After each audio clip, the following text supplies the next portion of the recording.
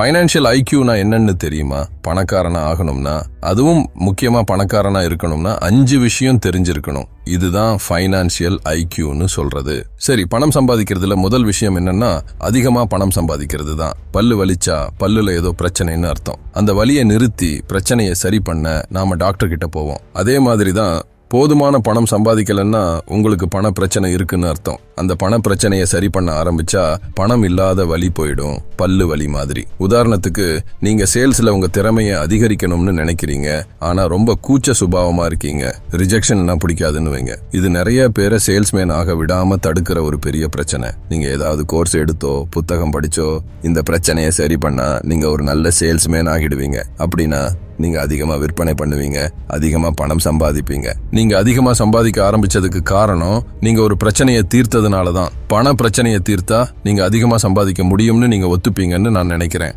அப்படி இருந்தா நீங்க எவ்வளவு பிரச்சனைகளை தீர்ப்பீங்களோ அவ்வளோ அதிகமா சம்பாதிப்பீங்க. உங்க ஃபைனான்சியல் ஐக்யூ நம்பர் 1 அப்படிதான் அதிகமாகும். அதிகமா பணம் சம்பாதிக்கிறதுக்கான பாதை இந்த படத்துல இருக்க மாதிரி தான் இருக்கும். இங்க ஒரு படத்தை கற்பனை பண்ணிக்கோங்க. முதல்ல நீங்க சின்ன சின்ன பிரச்சனைகளை தீர்க்க ஆரம்பிக்கணும். இது பொதுவா ஒருத்தருடைய தனிப்பட்ட லெவல்ல இருக்கிற பிரச்சனையா இருக்கும். ஏதாவது ஒரு விஷயத்துல அறிவு இல்லாம இருக்கிறது, தன்னம்பிக்கை இல்லாம இருக்கிறது, எட்ஸெட்ரா. சரி, இப்போ கொஞ்சம் கஷ்டமான விஷயத்துக்கு போவோம். இது ஒரு கேம் மாதிரி. ஒரு பிரச்சனையை சால்வ் பண்ணா அடுத்த லெவலுக்கு போவோம். அங்க இன்னொரு பிரச்சனை வெயிட் பண்ணிட்டே இருக்கும். எவ்வளவுக்கு எவ்வளவு பண பிரச்சனையை சால்வ் பண்றோமோ அவ்வளவுக்கு எவ்வளவு புத்திசாலியா ஆவோம், நிறைய சம்பாதிப்போம். இது அப்படியே ஆப்போசிட்லயும் வேலை செய்யும். எவ்வளவு பண பிரச்சனையை இக்னோர் பண்றோமோ அவ்வளவுக்கு அவ்வளவு கஷ்டப்படுவோம். நம்ம பண பிரச்சனையை எவ்வளவு சீக்கிரம் முடியுமோ அவ்வளவு சீக்கிரம் சால்வ் பண்ணணும். இல்லைன்னா ஒரு நேரம் வரும், நம்மள பிடிக்காத விஷயத்தை செய்ய வேண்டியதா இருக்கும். அப்போ அடைச்சே அந்த பிரச்சனை சின்னதா இருந்தப்பவே சால்வ் பண்ணிருக்கலாமே வருத்தப்படுவோம். சின்ன சின்ன பிரச்சனையை சீக்கிரமே சரி பண்ணிடணும்னு சொல்றதுக்கான ஒரு கதையை நான் கேள்விப்பட்டேன். அது ஒரு விவசாயிக்கும் சேவலுக்கும் நடந்த கதை.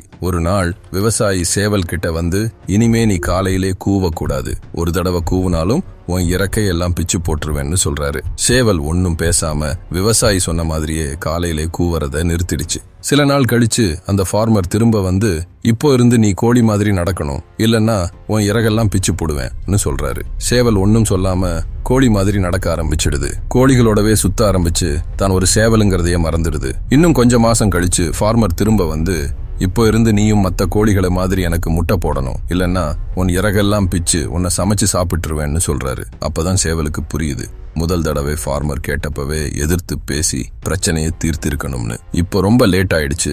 சேவலால முடியாத ஒரு காரியத்தை செய்ய வேண்டிய கட்டாயத்துக்கு ஆளாயிடுச்சு. உங்களுக்கு இது ஒரு முட்டாள்தனமான கதையா தோணலாம். ஆனா நிறைய பேர் தினமும் அவங்களுக்கு பிடிக்காத காரியத்தை செய்ய வேண்டிய கட்டாயத்துல இருக்காங்க. பிடிக்காத ஆளுங்களுக்கோ கம்பெனிகளுக்கோ வேலை செய்யறாங்க. ஆனா வயிற்று பாட்டுக்காக, குடும்பத்தை பார்த்துக்கிறதுக்காக எல்லாத்தையும் பொறுத்துக்கிறாங்க.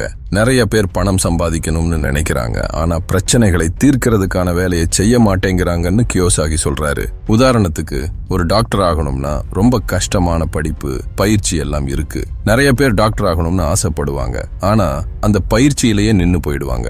நிறைய பேருக்கு புரியாதது என்னன்னா, பணம் இல்ல, அந்த பயிற்சி தான் அவங்கள பெரிய ஆளாக்குது. நீங்க பணக்காரர் ஆகணும்னா பிரச்சனைகள் எப்பவும் வந்துகிட்டே இருக்குங்கிறத ஏத்துக்கணும். ஒரு பிரச்சனைக்கு தீர்வு கண்டுபிடிச்சா உடனே இன்னொரு பிரச்சனை வந்து நிக்கும். அந்த பிரச்சனைகளை தீர்ப்பதுதான் உங்களை பணக்காரராக்கும்ங்கிறது தான் இங்க முக்கியம். நீங்க உங்க பிரச்சனையை மட்டும் இல்லாம மத்தவங்க பிரச்சனைகளையும் தீர்க்க ஆரம்பிச்சா உங்களுக்கு எல்லாமே சாத்தியம். சிம்பிளா சொல்லணும்னா, பணம் சம்பாதிக்க கோடிக்கணக்கான வழிகள் இருக்கு. ஏன்னா கோடிக்கணக்கான இல்லைன்னா முடிவில்லாத பிரச்சனைகள் இருக்கு. சின்ன பையனா இருக்கச்சே கியோசாகிக்கு அவருடைய ரிச் டேட் சொன்னாராம், பண பிரச்சனையை சரி பண்ணா அது உன்னைய நல்லா யோசிக்க வைக்கும்னு.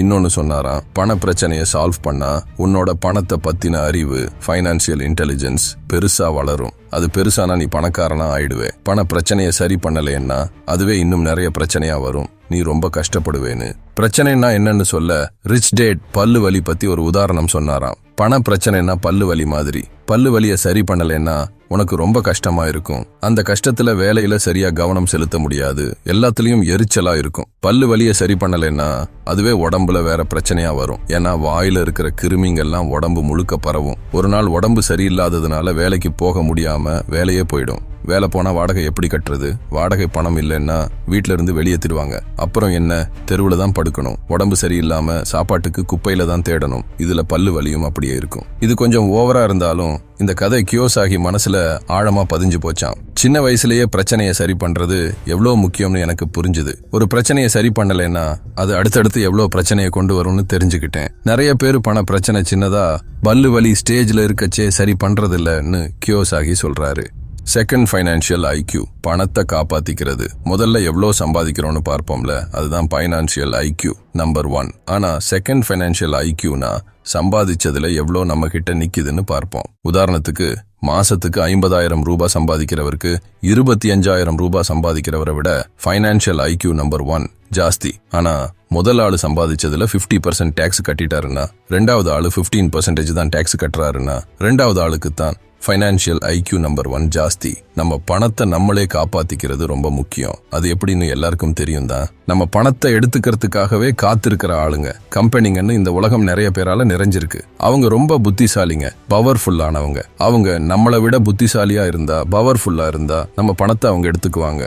அதனாலதான் ரெண்டாவது ஃபைனான்சியல் ஐக்யூ ரொம்ப முக்கியம். கியோசாகி சொல்றாரு, நான் சின்ன பையனா இருக்கச்சே என்னோட ரிஸ்டேட் ஒரு சிம்பிளான உதாரணம் சொல்லி பணத்தை காப்பாத்திக்கிறது எவ்வளோ முக்கியம்னு எனக்கு சொல்லி கொடுத்தாரு. அவர் சொன்னாரு, ஒரு விவசாயி தன்னோட பயிர்களை முயல், பறவை, பூச்சிங்க கிட்ட இருந்து காப்பாத்தணும். விவசாயிக்கு முயல், பறவை, பூச்சிங்க எல்லாம் திருடங்க மாதிரி. முயல் திருடன்னு சொன்னது எனக்கு ஒரு பெரிய பாடமா இருந்துச்சு. முயல்னா கியூட்டா பஞ்சு மாதிரி இருக்கும்ல, ஆனா அதுவும் திருடுமா. பறவைகளும் அப்படித்தான். கியூட்டான முயல், பறவை மாதிரி உயிரினங்களை உதாரணமா சொன்னதுக்கு காரணம் இருக்கு. நம்ம பணத்தை திருடுறவங்க எல்லாம் ரவுடிங்க, கிரிமினலுங்க, திருடங்க மட்டும் இல்லைன்னு சொல்லத்தான். முயல், பறவைகளை உதாரணமா சொன்னது நம்மளை ஏமாத்தி பணத்தை திருடுறவங்க நம்ம நேசிக்கிறவங்களா, நம்பிக்கையானவங்களா, மதிக்கிறவங்களா கூட இருக்கலாம்னு சொல்லத்தான். அவங்க நம்ம பக்கம் இருக்கிறவங்க, நம்மள சப்போர்ட் பண்றவங்கன்னு நம்ம நினைப்போம். ஆனா நிறைய பேர் நம்ம பின்னாடி நிக்கிறதுக்கு காரணம் அந்த இடத்துல இருந்து நம்ம பாக்கெட்ல கைவிடுறது ஈஸி. அதான் ரிச் டேட் சொன்னாரு, நிறைய பேருக்கு பண பிரச்சனை வர்றதுக்கு காரணம் அவங்க பாக்கெட்ல நிறைய பேர் கைவிடுறது தான். ரிச் டேட் சொன்ன ஃபைனான்சியல் பிரெடேட்டர்ஸ் லிஸ்ட் இதோ. முதல்ல அரசாங்க ஆபீசர்ஸ், பியூரோக்ராட்ஸ். நம்ம எல்லாருக்கும் தெரியும், டாக்ஸ் தான் நம்மளோட பெரிய செலவு. டாக்ஸ் டிபார்ட்மெண்ட் வேலை என்னன்னா, நம்ம கிட்ட இருந்து பணத்தை வாங்கி அரசாங்க ஆபீசர் கிட்ட கொடுக்கறது. அவங்க அந்த பணத்தை செலவு பண்ணுவாங்க. ஆனா பணத்தை செலவு பண்றதுல எவ்வளோ கெட்டிக்காரங்களோ அவ்வளோ கெட்டிக்காரங்க பணத்தை சம்பாதிக்கிறது இல்ல. அதனாலதான் அவங்க அரசாங்க ஆபீசரா இருக்காங்களோ என்னவோ. பணத்தை சம்பாதிக்க தெரிஞ்சிருந்தா அவங்க பிசினஸ் பண்றவங்களா இருப்பாங்க, அரசாங்க ஆபீசரா இருக்க மாட்டாங்க. பணத்தை சம்பாதிக்க தெரியாது, ஆனா செலவு பண்ணணும்னு ஆசை. அதனால நம்ம கிட்ட இருந்து டாக்ஸ் வசூலிக்கிறதுக்கு புது புது வழிய கண்டுபிடிச்சுக்கிட்டே இருப்பாங்க. நம்ம சம்பளத்துக்கு டாக்ஸ் கட்டுறோம், இன்வெஸ்ட்மெண்ட்டுக்கு டாக்ஸ் கட்டுறோம், வீட்டுக்கு டாக்ஸ் கட்டுறோம், கார், பெட்ரோல், டிராவல், துணிமணி, சாப்பாடு, ஆல்கஹால், சிகரெட், பிசினஸ், எஜுகேஷன் எல்லாத்துக்கும் டாக்ஸ் கட்டுறோம். டாக்ஸ் மேல டாக்ஸ் கட்டுறோம். நமக்கே தெரியாத விஷயத்துக்கும் டாக்ஸ் கட்டுறோம். இந்த டாக்ஸ் எல்லாம் சமூகத்துக்கு நல்லதுன்னு சொல்லுவாங்க. சில விஷயத்துல அது உண்மைதான். ஆனா அரசாங்க ஆபீசர்களுக்கு பிரச்சனையை சால்வ் பண்ண தெரியாது.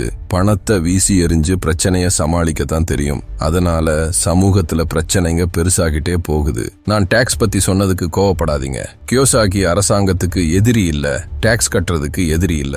ரிச் டேட் சொன்னாரு, நாகரிகமான சமூகத்துல வாழ்றதுக்கு டாக்ஸ் ஒரு செலவு மாதிரி. School, teachers, fire service, police, court, military, road, airport, food சேஃப்டின்னு எல்லாத்துக்கும் டாக்ஸ்ல இருந்து தான் பணம் வருது. அரசாங்க ஆபீசர்ஸ் எந்த பிரச்சனையையும் சால்வ் பண்றதில்ல, டாக்ஸ் மட்டும் ஏறிக்கிட்டே போகுது. இதுதான் ரிச் டேட் கோவத்துக்கு காரணம். அரசாங்க ஆபீசர் வேலை என்னன்னா, உங்க பாக்கெட்ல அவங்க கையை நல்லா ஆழமா விடுறது.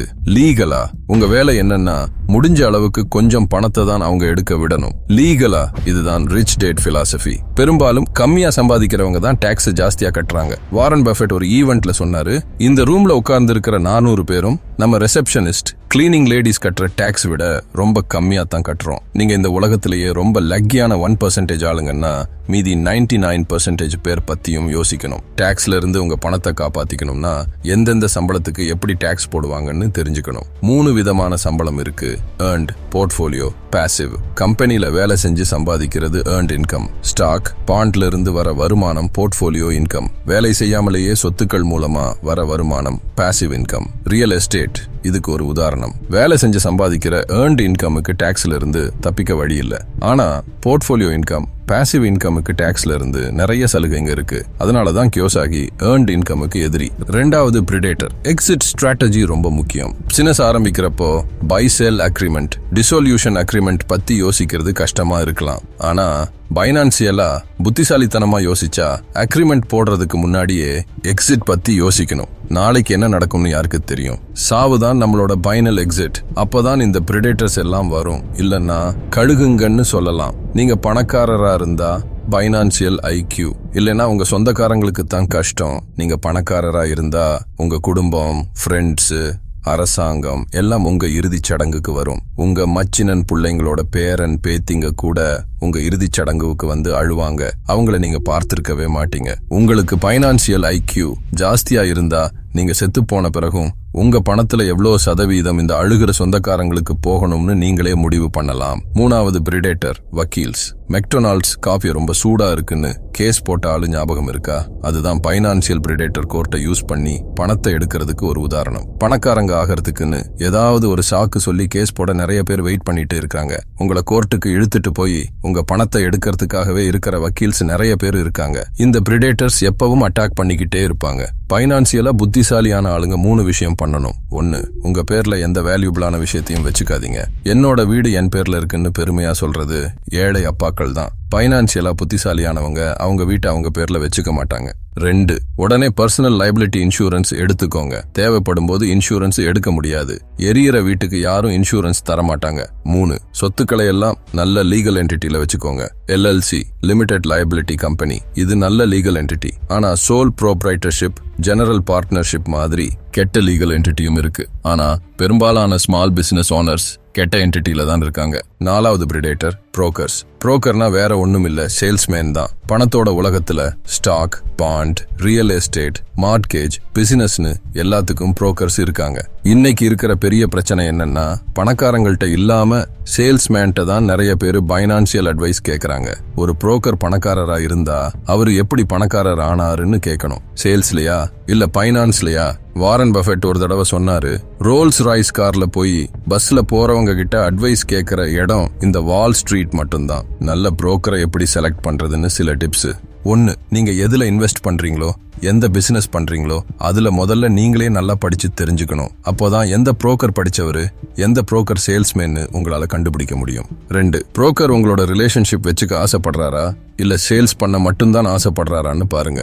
ஒரு தடவை நான் ஒரு ரியல் எஸ்டேட் புரோக்கர் கிட்ட வேலை செஞ்சேன். அவர் ரிலேஷன்ஷிப் வச்சுக்க ஆசைப்படுற மாதிரி தெரிஞ்சாரு. நானும் அவர்கிட்ட இன்னொரு ப்ராஜெக்ட் பண்றதுக்கு பேசலான்னு இருந்தேன். ஆனா பர்சேஸ் கான்ட்ராக்ட்ல சைன் போட்ட உடனே என் போன் கால்லையே எடுக்க மாட்டேங்கிறாரு. அவருடைய அசிஸ்டன்ட் கிட்ட தான் பேசணும். இதுதான் கெட்ட புரோக்கர். அவங்களுக்கு டிரான்சாக்ஷன் பண்ணிட்டு அடுத்த கஸ்டமர் கிட்ட போயிடணும்ன்றதான் ஆசை. எனக்கு ஒரு நல்ல புரோக்கரும் இருக்காரு. அவர்கிட்ட நான் கோல்டு, சில்வர் வாங்குவேன். அவர் ஊருக்கு வந்தா என்னை லஞ்சுக்கு கூப்பிடுவாரு. நிறைய விஷயம் பேசுவோம். எனக்கு எப்பவும் ஹெல்ப் பண்ணணும்னு நினைப்பாரு. நான் எப்ப வேணாலும் போன் பண்ணி பேசலாம். 3, புரோக்கர்ஸ் அவங்க சொல்றதுலயே இன்வெஸ்ட் பண்றாங்களான்னு பாருங்க.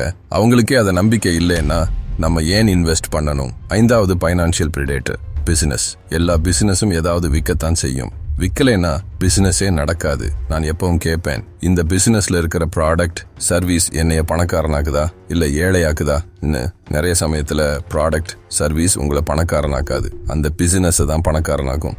ஃபைனான்சியல் IQ 3, உங்க பணத்தை பட்ஜெட் போடுறது. பட்ஜெட்னா வளங்களை ஒருங்கிணைக்கிறதுக்கான ஒரு திட்டம். பட்ஜெட் போடுறதுல 2 முக்கியமான டேர்ம்ஸ் ஞாபகம் வச்சுக்கணும். பட்ஜெட் பற்றாக்குறை, பட்ஜெட் உபரி. பட்ஜெட் பற்றாக்குறைனா வருமானத்தை விட செலவு அதிகமா இருக்கிறது.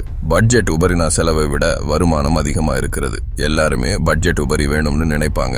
ஆனா உண்மையில பெரும்பாலானவங்களுக்கு பட்ஜெட் பற்றாக்குறை தான் இருக்கும். உலகத்துல இருக்கிற பெரும்பாலான அரசாங்கங்களே பற்றாக்குறையில தான் இயங்குது. பட்ஜெட் உபரி வைக்கிறதுக்கு 2 வழி இருக்கு. முதல்ல செலவுகளை குறைக்கிறது, 2வது வருமானத்தை அதிகரிக்கிறது. பெரும்பாலான மக்களும் கம்பெனிகளும் முதல் ஆப்ஷனை தான் தேர்ந்தெடுக்கிறாங்க, செலவுகளை குறைக்கிறது. ஆனா கியோசாகி சொல்றாரு, செலவுகளை குறைக்கிறதுக்கு பதிலா வருமானத்தை அதிகரிக்கிறதுல கவனம் செலுத்தணும்னு. வருமானத்தை அதிகரிக்கிறதுக்கு செலவை குறைக்காம அதிகரிக்கணும்னு. இப்ப நீங்க என்ன நினைக்கிறீங்கன்னு எனக்கு தெரியும். எனக்கு ஆல்ரெடி பற்றாக்குறை இருக்கும்போது செலவை அதிகரிக்கிறது எப்படி பட்ஜெட் உபரியை உருவாக்க உதவும் அப்படின்னு தான் நீங்க யோசிப்பீங்க. கியோசாகி செலவை அதிகரிக்கிறது பத்தி பேசும்போது அவர் குறிப்பா 2 வகையான செலவுகளை பத்தி தான் பேசுறாரு. முதல் வகை செலவு உங்களுக்கு கூடுதல் வருமானத்தை உருவாக்க உதவும். உதாரணத்துக்கு, உங்களுக்கு ஒரு கடை இருக்கு, போதுமான அளவுக்கு பொருட்கள் விற்கலனா மார்க்கெட்டிங் செலவை குறைக்கிறதுக்கு பதிலா ப்ரமோஷன், மார்க்கெட்டிங்ல அதிகமா செலவு பண்ணணும். 2வது வகை செலவு நீங்க உங்களுக்கு செலுத்த வேண்டியது. முதல்ல உங்களுக்கு பணம் கொடுங்க அப்படிங்கிற கான்செப்ட்.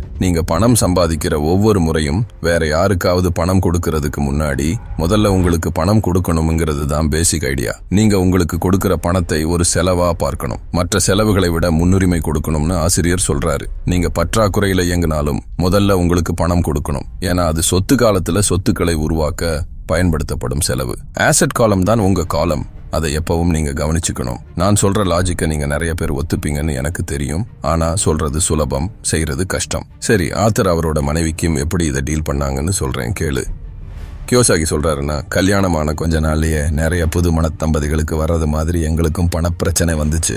எங்களோட செலவு வருமானத்தை விட ரொம்பவே அதிகமா இருந்துச்சு. அப்போ இதை எப்படி சரி பண்றதுன்னு யோசிச்சு நாங்க ஜெனிஃபர்ங்கிற ஒரு அக்கவுண்டன்ட்டை வேலைக்கு வச்சோம். ஜெனிஃபர் என்ன பண்ணணும்னா, எங்களுக்கு கிடைக்கிற மொத்த வருமானத்துல 30% எடுத்துட்டு அதுக்கு செலவுன்னு பேர் வச்சு அந்த பணத்தை அசெட்ங்கிற ஒரு தனி கணக்குல போடணும்னு சொன்னோம். ஒரு உதாரணத்துக்கு சொல்றேன்.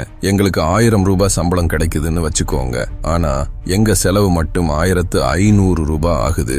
அப்போ ஜெனிஃபர் என்ன பண்ணணும்னா, அந்த 1000 ரூபாயில 300 ரூபாயை எடுத்துட்டு அசெட் கணக்குல போட்டுடணும். இப்போ மீதி எவ்வளவு இருக்கு? 700 ரூபாய் தானே.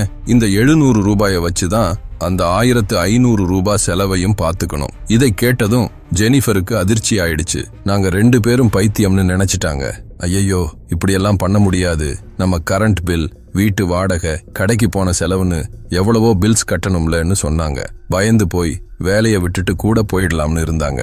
ஜெனிஃபர் ஒரு நல்ல அக்கவுண்டன்ட் தான். ஆனா பட்ஜெட் போடுறதுல கொஞ்சம் மோசம். எல்லாருக்கும் முதல்ல பணம் கொடுத்துட்டு கடைசியா தனக்குன்னு எடுத்துப்பாங்க. எப்பவுமே மீதி பணம் எதுவும் இருக்காதுங்கிறதுனால தனக்குன்னு எதுவும் எடுத்துக்கவே மாட்டாங்க. அவங்களுக்கு கடன் கொடுத்தவங்க, கவர்மெண்ட், பேங்க் எல்லாம் ஜெனிஃபரை விட முக்கியம். ஜெனிஃபர் ரொம்ப வாக்குவாதம் பண்ணாங்க. எல்லாருக்கும் முதல்ல பணம் கொடுக்கணும்னு அவங்களுக்கு சொல்லி கொடுத்துருக்காங்க. பிளஸ் டாக்ஸ் கட்டலைன்னா அவங்களுக்கு ரொம்ப பயம். கடைசியா நாங்க அவங்களுக்கு ஒரு விஷயத்த புரிய வச்சோம். நாங்க இப்படி பண்றது அவங்களுக்கு ஒரு உதவி பண்ற மாதிரி தான் சொன்னோம். அவங்க எங்களுக்கு உதவி பண்றாங்கன்னு சொன்னோம். எங்களுக்கு ஒரு பெரிய பிரச்சனையை சால்வ் பண்ண உதவி பண்றாங்க. அது என்ன பிரச்சனைனா, எங்களுக்கு பணம் பத்த மாட்டேங்குதுங்கிற பிரச்சனை. உங்களுக்கு தெரியும், பிரச்சனைகளை சால்வ் பண்றது நம்மளை புத்திசாலியாக்கும்னு. செலவு மூலமா வருமானம் உருவாக்குறோம்னு அவங்களுக்கு புரிஞ்சதும் பட்ஜெட்ல சர்ப்ளஸ் வைக்கிற எங்க பிளானுக்கு ஒத்துக்கிட்டாங்க. ஒவ்வொரு ரூபாய் சம்பாதிச்சாலும் ஜெனிஃபர் 30 ரூபாயை எடுத்து சேவிங்ஸ் அண்ட் இன்வெஸ்ட்மெண்ட்ல போட்டுருவாங்க. சேமிப்பும் முதலீடும் சர்ப்ளஸ் உருவாக்குறதுக்கு ஒரு முக்கியமான செலவுன்னு அவங்களுக்கு நல்லாவே தெரியும். எங்களோட முதல் மற்றும் மிக முக்கியமான செலவு. மீதி இருக்கிற 70 ரூபாயில டாக்ஸ், வீட்டு லோன், கார் லோன் மாதிரி லைபிலிட்டிஸ், அப்புறம் கரண்ட் பில், தண்ணி பில், சாப்பாட்டு செலவு, துணிமணி செலவு எல்லாத்தையும் கட்டுவாங்க. சொல்ல வேண்டியதே இல்ல. ரொம்ப நாளைக்கு எங்களுக்கு ஒவ்வொரு மாசமும் பணம் பத்தவே பத்தாது. நாங்க எங்களுக்குன்னு முதல்ல பணம் எடுத்து வச்சுக்கிட்டாலும் மற்றவங்களுக்கு கொடுக்கறதுக்கு பணம் பத்தாது. கிம்மும் நானும் சில மாசம் 4000 ரூபாய் வரைக்கும் கடன் வாங்க வேண்டியதா இருந்துச்சு. அந்த 4000 ரூபாயை எங்க அசெட்ல இருந்து எடுத்து கட்டி இருக்கலாம். ஆனா அது எங்க பணம் இல்லையா? அசெட் காலம் எங்களுக்குன்னு சொந்தம். அதை எடுத்து செலவு பண்ண நாங்க விரும்பல. பதட்டப்படாம ஒவ்வொரு மாசமும் எவ்வளவு பணம் குறைவுன்னு ஜெனிஃபர் எங்க கிட்ட உட்கார்ந்து சொல்லணும்னு சொல்லியிருந்தோம். ஒரு பெருமூச்சு விட்டுட்டு கிம்மும் நானும் அப்புறம் சொல்லுவோம், நம்ம ஃபைனான்சியல் IQ நம்பர் 1 ஞாபகப்படுத்திக்க வேண்டிய நேரம் இது. அதிகமா பணம் சம்பாதிக்கணும் அப்படின்னு சொல்லிட்டு கிம்மும் நானும் பணம் சம்பாதிக்கிறதுக்காக என்ன வேணாலும் செய்வோம். மார்க்கெட்டிங்ல அனுபவம் இருக்கிற கிம் கம்பெனிகளுக்கு ஃபோன் பண்ணி அவங்களோட மார்க்கெட்டிங் பிளான் பத்தி கன்சல்ட் பண்ணுவாங்க. மாடலிங் வேலைகள் கூட செய்வாங்க. ஒரு துணிமணி கம்பெனி கூட நடத்துவாங்க. நான் இன்வெஸ்ட்மெண்ட் இல்ல மார்க்கெட்டிங் கிளாஸ் எடுப்பேன். ஒரு ரியல் எஸ்டேட் கம்பெனில சேல்ஸ் டீமுங்களுக்கு ட்ரைனிங் கொடுத்தேன். ஒரு குடும்பம் வீடு மாற ஹெல்ப் பண்ணி கூட பணம் சம்பாதிச்சிருக்கேன். இன்னொருத்தருக்கு நிலத்தை சுத்தம் பண்ணி கொடுத்துருக்கேன். வேற வார்த்தைகள்ல சொல்லணும்னா, எங்க கௌரவத்தை விட்டுட்டு பணம் சம்பாதிக்கிறதுக்காக என்ன வேணாலும் செஞ்சோம். எப்படியோ நாங்க ஜெயிச்சிட்டோம். எப்படியோ ஜெனிஃபர் எங்களை விட்டு போகாம எங்களோட பிரச்சனை தீர்வுல எங்களுக்கு ஹெல்ப் பண்ணாங்க. அவங்க எங்களை பத்தி எங்களை விட அதிகமா கவலைப்பட்டாங்க. பாவம், ஜெனிஃபர் எங்களுக்கு ஹெல்ப் பண்ண முடிஞ்சது, ஆனா தனக்குன்னு ஹெல்ப் பண்ணிக்க முடியல. கடைசியா கேள்விப்பட்டப்ப அவங்க ரிட்டையர் ஆகி அவங்களோட பொண்ணோட போய் குடியிருக்காங்க. 2 பேரும் சேர்ந்து செலவை பகிர்ந்துக்கிறாங்க. பட்ஜெட்ல சர்ப்ளஸ் எதுவும் இல்ல.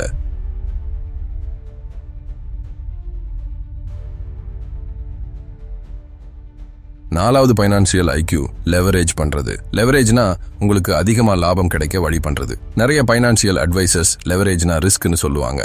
ஆனா கியோசாகி அது சுத்த போயின்னு நினைக்கிறாரு. நம்ம கண்ட்ரோல்ல இல்லாத சொத்துல இன்வெஸ்ட் பண்ணா மட்டும்தான் லெவரேஜ் ரிஸ்க். இங்க முக்கியமான வார்த்தை கண்ட்ரோல். நம்ம கண்ட்ரோல்ல இருந்தா லெவரேஜ்ல ரிஸ்க் ரொம்ப கம்மி. அதிக லாபம்னா அதிக ரிஸ்க்னு ஃபைனான்சியல் அட்வைசர்ஸ் சொல்றதுக்கு காரணம் அவங்க கண்ட்ரோல் இல்லாத இன்வெஸ்ட்மெண்ட்ஸ் மட்டும்தான் விற்கிறாங்க. அவங்க கண்ட்ரோல் இல்லாத இன்வெஸ்ட்மெண்ட்ல நம்மள போடுறதால நம்ம லெவரேஜ் யூஸ் பண்ணக்கூடாது. கண்ட்ரோல் இல்லாத இன்வெஸ்ட்மெண்ட்ல லெவரேஜ் யூஸ் பண்றது ஸ்டியரிங் இல்லாத கார்ல ஏறி ஆக்சிலேட்டர்ல கால் வைக்கிற மாதிரி. Savings, stocks, bonds, mutual funds, index funds மாதிரி பேப்பர் சொத்துக்கள் இருக்கிற பெரிய பிரச்சனை கண்ட்ரோல் இல்லாதது. கண்ட்ரோல் இல்லாததால லெவரேஜ் யூஸ் பண்றது கஷ்டம், ரிஸ்க் அதிகம். பேங்குக்கு இது நல்லா தெரியும். அதனாலதான் ஸ்டாக் மார்க்கெட்ல இன்வெஸ்ட் பண்ண பேங்க்ல லோன் வாங்குறது ரொம்ப கஷ்டம். இப்போ நீங்க யோசிக்கலாம், கியோசாகி என்ன கண்ட்ரோல் பத்தி பேசுறாருன்னு. அவர் 4 விஷயத்துல கண்ட்ரோல் பத்தி பேசுறாரு. இன்கம், செலவு, சொத்து, கடன். உதாரணத்துக்கு உங்களுக்கு ஏதாவது பிசினஸ் இருந்தா இந்த 4லயும்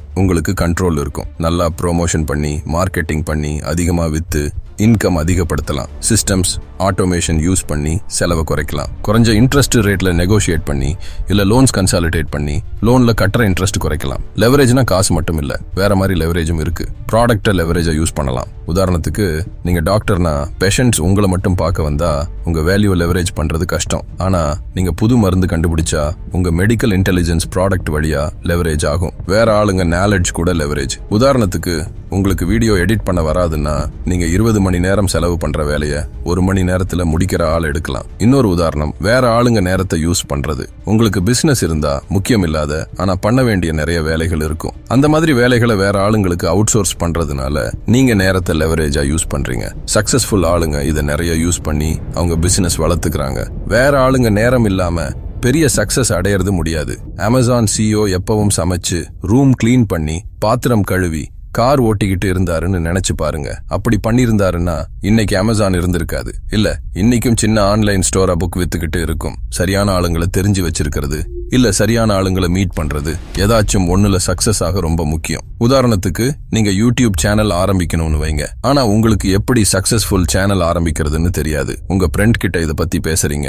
அவருக்கு ஒரு சக்சஸ்ஃபுல் யூடியூபர் தெரியும். அவரை மீட் பண்ண வழி பண்றேன்னு சொல்றாரு. இதுதான் சிம்பிளா நெட்வொர்க் லெவரேஜா யூஸ் பண்றதுக்கு ஒரு உதாரணம். 5வது ஃபைனான்சியல் ஐக்யூ. நம்ம ஃபைனான்சியல் இன்ஃபர்மேஷனை இம்ப்ரூவ் பண்றது. சண்டைனா இன்ஃபர்மேஷன் நம்ம உசுருக்கே சமம். பிசினஸ்லனா இன்ஃபர்மேஷன் நம்மள பணக்காரனாக்கலாம், இல்லன்னா பாவப்பட்டவனாக்கலாம். கொஞ்சம் காசு, கொஞ்சம் இன்ஃபர்மேஷன், டெக்னாலஜிங்கிற லீவரேஜ் இருந்தா இப்ப சின்ன பசங்க கூட பில்லியனர் ஆயிடுறாங்க. ஃபேஸ்புக், இன்ஸ்டாகிராம், யூடியூப் ஸ்டார்ட் பண்ணவங்க எல்லாம் இன்ஃபர்மேஷன் எவ்வளவு பெரிய சொத்துன்னு நிரூபிச்சிருக்காங்க. அதே மாதிரி சரியில்லாத இன்ஃபர்மேஷன்னா அது நமக்கு ரொம்ப பெரிய பிரச்சனையா முடியும். சரியில்லாத இன்ஃபர்மேஷன் நம்மளை ஏழையாக்கும். இன்னைக்கு நிறைய பேர் கஷ்டப்படுறதுக்கு காரணம் இன்ஃபர்மேஷன் ஏஜ்ல இருந்துகிட்டு இண்டஸ்ட்ரியல் ஏஜ் இன்ஃபர்மேஷனைய யூஸ் பண்றதுதான். நல்ல சம்பளம் வாங்குற வேலைக்கு நல்ல படிப்பு வேணும் அப்படிங்கிறது எல்லாம் இண்டஸ்ட்ரியல் ஏஜ் ஐடியா. இன்னைக்கு நல்ல விஷயம் என்னன்னா இன்ஃபர்மேஷன் எல்லாம் நிறைய இருக்கு, ஃப்ரீயாவும் கிடைக்குது. கஷ்டமான விஷயம் என்னன்னா இன்ஃபர்மேஷன் எல்லாம் நிறைய இருக்கு, ஃப்ரீயாவும் கிடைக்குது. ஒவ்வொரு 18 மாசத்திலையும் இன்ஃபர்மேஷன் டபுள் ஆகுது. இன்னைக்கு நீங்க படிச்சது 18 மாசத்துல செல்லா காசி ஆயிடும். அதனாலதான் நாம எப்பவும் படிச்சுட்டே இருக்கணும். நமக்கு தெரிஞ்சதை அப்டேட் பண்ணிக்கிட்டே இருக்கணும். செல்லா காசான இன்ஃபர்மேஷனை யூஸ் பண்றது கெட்டுப்போன சாப்பாட்டை சாப்பிடுற மாதிரி. நம்மள நிறைய பேர் தயிர் வாங்கும்போது எக்ஸ்பைரி டேட்டை செக் பண்றோம். ஆனா நம்ம மூளைக்குள்ள இருக்கிற நாலேஜ் எக்ஸ்பயர் ஆயிடுச்சான்னு செக் பண்றது இல்ல. இதுதான் இன்னைக்கு நிறைய பேர் பைனான்சியலா கஷ்டப்படுறதுக்கு முக்கியமான காரணம்னு கியோசாகி நினைக்கிறாரு. 5வது ஐக்யூ இம்ப்ரூவ் பண்றதுக்கு எந்த பிராக்டிக்கல் டிப்ஸும் ஆத்தர் கொடுக்கல. எனக்கு இந்த சாப்டர்ல ஏதோ ஸ்டோரிஸ் எல்லாம் சேர்த்து வச்ச மாதிரி இருந்துச்சு. ஆனா இந்த புக் ரொம்ப யூஸ்ஃபுல்லா இருந்துச்சு. பார்த்ததுக்கு ரொம்ப தேங்க்ஸ்.